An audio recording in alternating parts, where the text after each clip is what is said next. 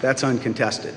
And I'd also say one of the indictments came after the time of the primary win. I think primary win was the second, and the second indictment came out May 15th. But if you want to ask some specific questions about that, I think that is some things that you need to take into consideration. I also think we need to take there's not a neophyte defense to this, right? I mean, you're not saying because he was unschooled or in media relations that's a defense. I'm not saying it's a defense, but I think it's a defense to anything that he was intentionally doing something for some ulterior motive. Well, how do we avoid the inference that there's a direct connection between the statements that he made and the political race in which he was engaged, other than him saying, I always tried to keep them separate?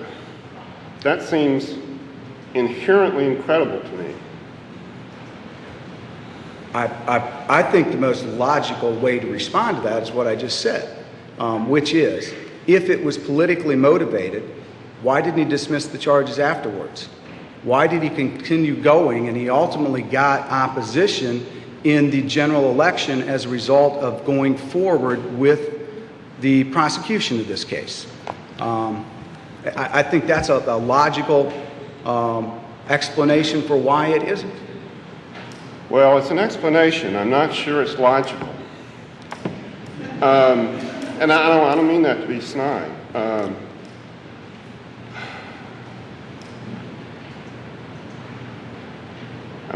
That's another mystery as to why it was not dismissed, why all of the charges were not dismissed when the rape charges were dismissed.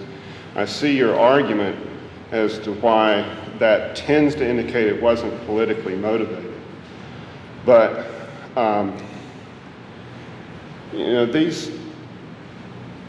some of these clips we saw were at political fora. And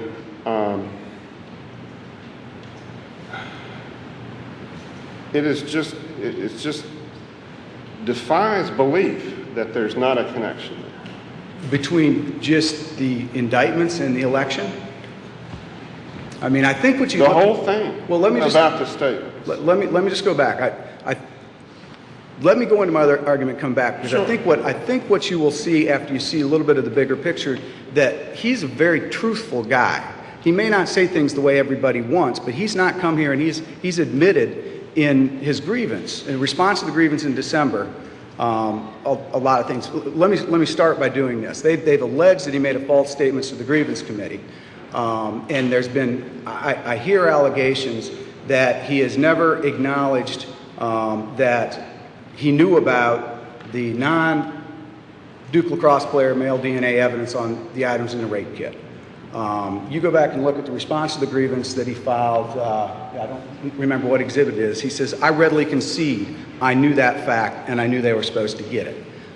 You get back to the portion of the transcript of the in-chambers meeting at the December 15th hearing. And I remember Mr. Smith testifying to what did he say in the meeting? There's no apology or anything like that, but what Mr. Smith said, he said something like, whoa. And I think he said it was kind of a Stanley County whoa. And then you received the transcript of the hearing, and this is what Mr. Nifong actually said back in chambers. In terms of the discovery issues, frankly, I got the report and I was like, whoa. So I immediately faxed a copy to Dr. Meehan and said, read this, and I'll call you in the morning and get your opinions about this. And we discussed it, and I said, this is a major issue for the defense. They're entitled to hear about it, and I think it needs to be addressed today. And so that's what we're going to try to do. So I think he acknowledged, I think that's consistent, that he acknowledged at that point that he knew that underlying data was not in the report.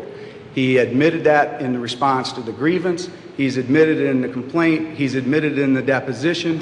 And so I don't think that's an issue, and I think that's consistent with somebody that had been working as a DA. The evidence came out, he'd been working as a DA, and he got all of his reports in his 28 years of practicing law from the SBI but one.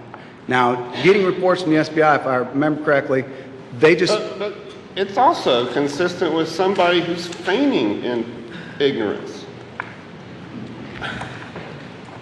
To say, whoa, this is the first I've heard of it. Well, let's go back and look at what the issue is related to the state bars. I think core basis of anything of intentional misconduct, which goes back to their alleged agreement with Dr. Meehan.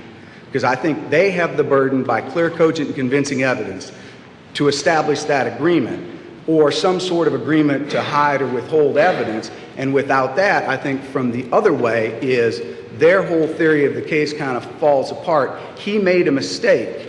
He made a mistake by not doing a better job of knowing what was in that report and by not going back and checking going through. But he should have done that. But if there was no agreement, it wouldn't be anything that you would think you needed to do. I'm not so sure that maybe both parties are placing more importance on the supposed agreement than there really is. It's not that there was an agreement with Dr. Meehan. It's that he knew. Nifong knew, and he didn't do anything with it. You know, we're not here to try Dr. Meehan or whether there was a conspiracy with Dr. Meehan. I don't think that we can figure that out. But we're here solely to try Mr. Nifong. And I'm not sure I agree with you that they really have to show an agreement or conspiracy with Dr. Meehan in this case. Well, I think it's a little bit more. You have him dealing with an expert from outside the world in which he had operated. And he testified that this is the first time that he had ever been asked by somebody about what needed to be in a report. And I believe, and I can only speak generally from the civil field, I rely upon my experts in my cases to prepare their reports, and I understand them to have the stuff in it that they are. I think the other issue related to the matters related to Dr. Meehan and the terminology as to whether it's a result, whether it's a match, whether it's all that other stuff, is DNA has specific terminology. You have to understand that terminology. Dr. Meehan talks a lot, and so I don't know that I don't know from that you can get a clear understanding of getting to the terminology on the right format on the front side and making certain you have a clear understanding of, yeah, this is what you're reporting, and this is what I got, and this is what I'm providing. And the reason I think that's important, because I think it goes back, yes, he knew that. But I don't think it's unreasonable for him to think that it's going to be in the report. And as he reported to the courts when we were talking about it, when they were questioning him about it, as I recall the transcript of the testimony, he would go on and says, yeah, we talked about the way we're going to use and all the stuff at trial, and then I got the report, they have the report, and that's what it is. So if your basic underlying analysis is the report has the information of the non-Duke DNA, then I don't know that that's that unreasonable. It maybe he had a duty to go back and double check and clarify it more as far as what's there. This, and this is really bothering, I believe it's bothering all of us on the panel, is that at the September 22nd hearing, his attention is, Mr. Nifong's attention in court, in the transcript, is specifically drawn to that report that they have, and they are specifically saying there's something missing there. And then we get to December 15, and then we got, this whoa, like, this is new to me. Well, and he says he didn't even look at it between September 22nd and December 15. How can you possibly explain that away?